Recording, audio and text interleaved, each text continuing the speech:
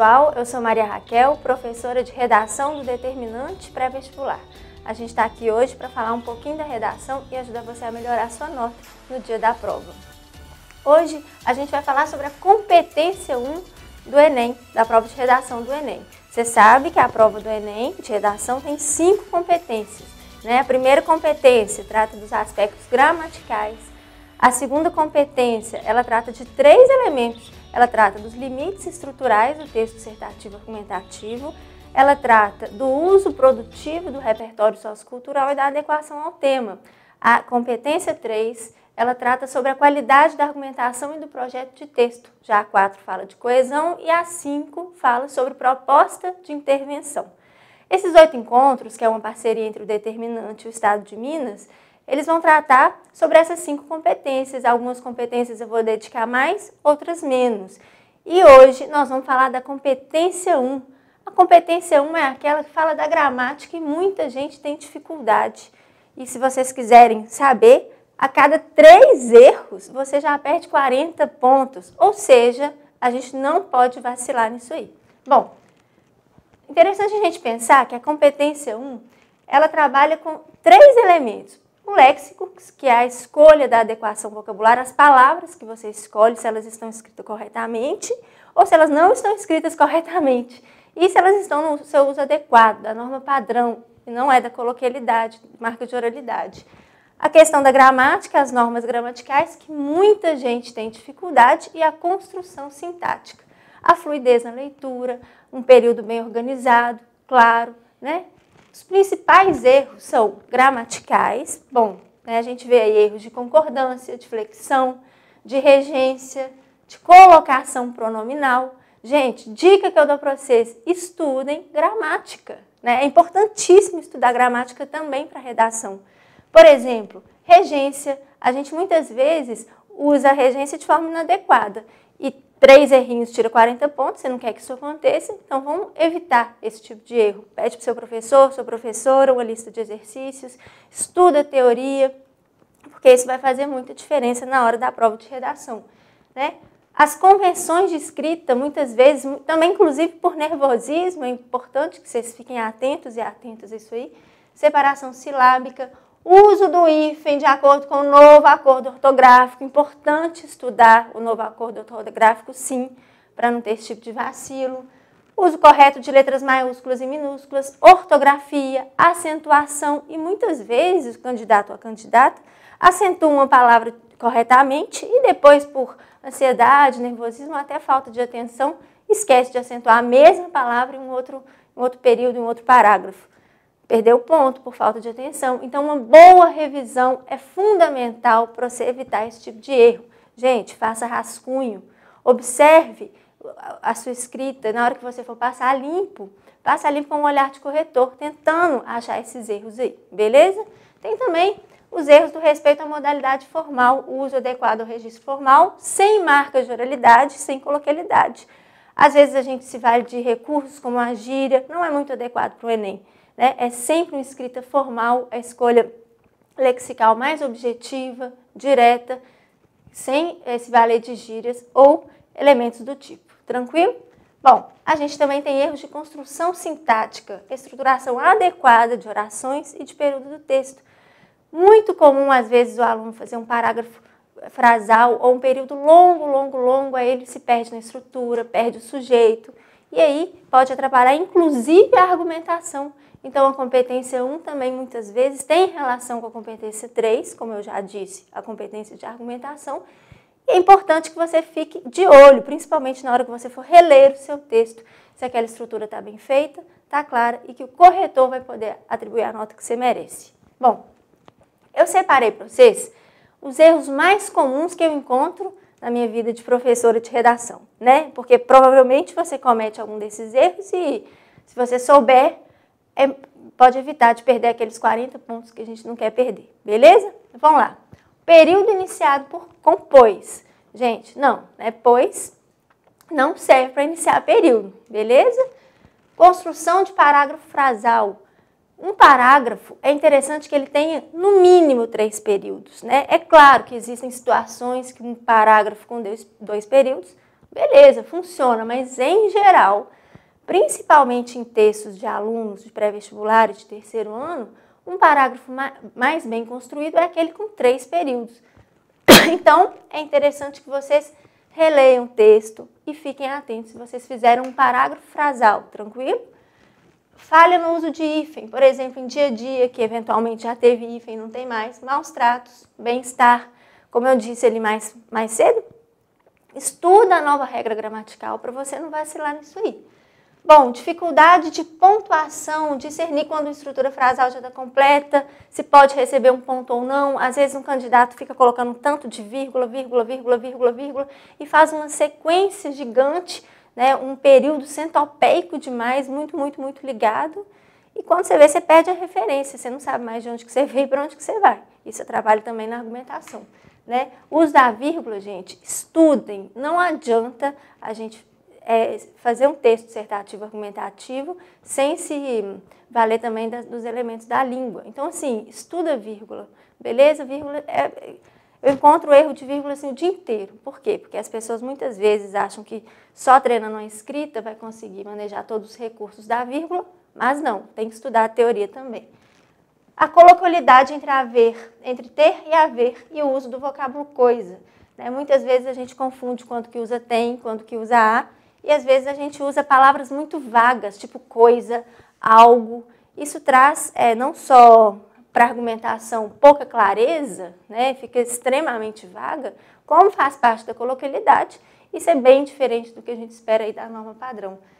Transitividade do verbo implicar, né, porque na oralidade, inclusive a gente vê muito isso em jornais e em outros gêneros textuais, as pessoas falam implica em, mas isso está errado. Uma coisa implica outra, beleza? Então, muita gente erra aí a transitividade do verbo implicar. Se você costuma fazer esse tipo de erro, se você tem esse vício, é hora de começar a observar para não perder esse tipo de ponto lá no dia da prova de redação. Bom, ausência de sujeito explícito nas orações. Gente, quando vocês estiverem escrevendo um texto, releia frase por frase com um olhar de corretor. Tenta identificar as partes estruturais, qual que é o meu sujeito, qual que é o meu predicado, tem concordância verbal, nominal aqui entre as partes, né? Está funcionando bem, o meu sujeito está claro, está objetivo. Principalmente, gente, isso aqui acontece quando a gente usa o gerúndio, que é inclusive uma mania que a gente tem, a maioria das pessoas tem nos textos, mas o gerúndio muitas vezes faz com que a oração fique sem o sujeito. Né? Uma oração sem sujeito, falta um termo da frase, é um erro grave sintático. O uso inadequado de vírgulas, como eu já falei, erros de crase, assim, muitos, né? Pelo excesso ou pela falta. É importante que vocês estudem toda a teoria de crase, porque não basta simplesmente colocar antes de artigo, não basta simplesmente decorar, vocês têm que treinar, fazer exercício para conseguir entender todas as situações de uso da crase. E a crase faz parte também do estudo da regência, né, que muita gente usa. Então aproveita, estuda regência, estuda crase, que você não vai se arrepender quando você conseguir aquela vaga lá que você quer, na universidade que você quer também. Falta de diferenciação de maiúsculas, então muitas vezes a gente não sabe como coloca maiúscula, quando não coloca. Um grande exemplo na proposta de intervenção, né, é quando a gente usa estado e estado com letra minúscula, né? Estado com letra maiúscula, lembrando, se referindo ao país. Beleza, gente? E o uso equivocado de ciclo vicioso. É porque essa é uma situação que demonstra um ciclo vicioso? Não é ciclo vicioso. A gente fala círculo vicioso. Tranquilo? Ou você fala é um ciclo, ou você fala um círculo vicioso. Muita gente, pela proximidade sonora, confunde isso aí e vacila aí também na competência 1 do Enem. Bom, a gente tem também falhas de colocação pronominal. Por exemplo, quando a gente usa um pronome como que, ele puxa o se. Então, que se deve a, né? Então, às vezes a gente esquece. Sempre tem que fazer ênclise, sempre tem que fazer próclise. Não, existem algumas regras, né? Por exemplo, não, o que puxam o se para perto dele. Outras que obrigatoriamente tem que colocar depois do verbo. Então, é importante também que você estude essa colocação pronominal para não cometer esse tipo de erro. Bom, tem um erro aqui que normalmente acontece por falta de atenção, que é o erro de separação silábica, né? A gente espreme para caber tudo, né, na linha, e às vezes tem que separar uma palavrinha, e as pessoas se esquecem que existem regras para essa separação silábica, né? Por exemplo, suscetível, a gente tinha que colocar o hífen aqui depois do S e não antes dele. Então é importante também que vocês saibam fazer essa separação silábica para que não percam ponto, normalmente de falta de atenção, né? Porque é um conhecimento que a gente sabe há muito tempo, é separar a sílaba, como esse aí. O uso inadequado de preposição em conjunto com perante, então, em geral, as pessoas falam perante a alguma coisa, sendo que o correto é perante, ou, né, perante sem artigo depois, ou, desculpa, sem preposição depois. Então, é perante o problema e não perante ao problema. Tranquilo? Problemas de redundância, né? Há alguns anos atrás, o a já dá ideia de passado, atrás já dá ideia de passado. Outra redundância comum que acontece aí normalmente com os alunos, como, por exemplo, como já dá ideia de exemplo. Por exemplo, evidentemente, também dá ideia de exemplo. Então, vamos escolher ou você usa o como ou você usa o por exemplo. A dica que eu te dou é você eventualmente usar o como, eventualmente por exemplo, para também diversificar os recursos coesivos, que vai ser avaliado lá na competência 4, que a gente vai falar daqui mais para frente. Bom, o uso do acento agudo no lugar do grave, às vezes, né, um erro muito comum também, diz respeito ao uso da crase, sujeito preposicionado, ao fato da sociedade se preocupar. Gente, o sujeito não pode ser preposicionado. A sociedade aqui funciona como sujeito, então seria ao fato de a sociedade se preocupar. Tranquilo, gente? Então, muita gente erra aí, isso aí também. A flexão do verbo haver, né? Haviam problemas, parece que soa melhor nos ouvidos quando a gente fala haviam problemas, mas gramaticalmente isso está errado. Na verdade, havia problemas e a gente não flexiona aí o verbo haver. Beleza? Bom, eu separei para vocês hoje uma proposta de redação sobre notícias falsas, as famosas fake news, né? Eu vou falar um pouquinho dessa proposta para vocês praticarem aí durante a semana. Efeito das notícias falsas no Brasil contemporâneo. Gente, primeira coisa que a gente deve fazer quando a gente começa a fazer um tema, a escrever uma proposta, é compreender um tema. Na próxima aula, na semana que vem, a gente vai falar sobre a competência 2. Vocês vão entender melhor isso que eu estou falando. Mas, né, já que a gente já está aqui, vamos lá. O que é compreender o tema? É entender a direção argumentativa que a proposta me exige. Por exemplo, eu tenho efeito das notícias falsas no Brasil contemporâneo. Vocês vão olhar aí a proposta, a palavra efeitos sugere que você vai me fazer um texto cujo foco são as consequências das notícias falsas. As consequências provavelmente negativas. Dica que eu dou para vocês. Gente, tenta diversificar o tipo de consequência, se ela é política, se ela é social, se ela é cultural, né? Ou se ela é individual e social, enfim. Tenta diversificar e não apenas se restringir a uma natureza só. Isso vai enriquecer seu texto lá na argumentação competência 3, que também falaremos na aula seguinte. Então, consequência. Isso significa que eu não posso falar causa no meu texto? De jeito nenhum, né? Claro que você pode falar causa. O que eu estou te pedindo aqui é que a ideia central dialogue com as consequências, porque o tema pede efeitos, beleza?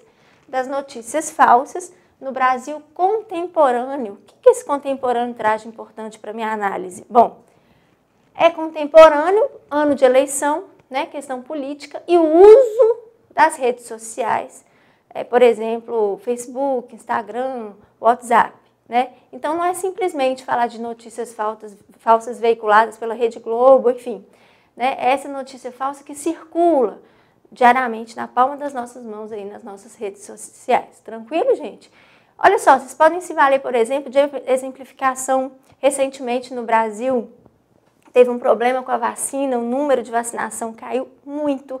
Isso se deve, por exemplo, a notícias falsas sobre a febre amarela, sobre a vacina da febre amarela, mesmo sobre vacina contra sarampo, né? Não sei se vocês acompanharam isso. Em relação à questão política no Brasil contemporâneo, como será que isso ameaça a questão política no Brasil?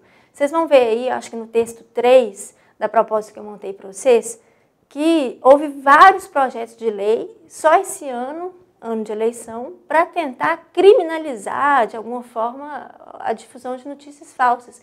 Por que será que o Legislativo está tão preocupado com isso? Quais impactos será que as notícias falsas podem trazer para a questão política brasileira? E eu quero que vocês pensem por aí. Tranquilo, gente? Bom, na próxima aula, semana que vem, a gente vai falar sobre competência 2 e eu espero vocês aí. Muito obrigada e um beijo!